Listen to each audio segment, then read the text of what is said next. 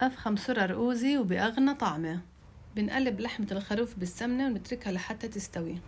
بالآخر بنضيف الملح ومجموعة من البهارات.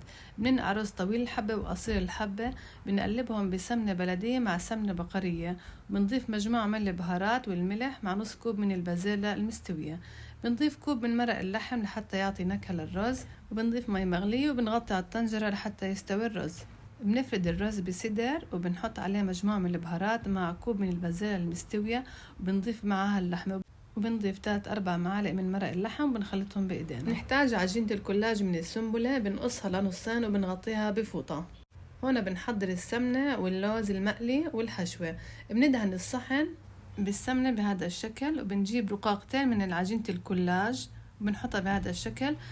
بنحط أول طبقة من الرز، بعدين بالوسط كمية من اللوز، بعدين كمان طبقة من حشوة الرز، بعدين بنسكرها، بندهنها بالسمنة من أسفلها ومن فوقها كمان. بنحط السرر بسدر مدهون بالسمنة، بعدين بنحطهم بفرن محمى على درجة حرارة 180. حقيقة أشهى سرر أوزي رح تدوقوها على الإطلاق، وبأغنى طعم وبأشهى منظر.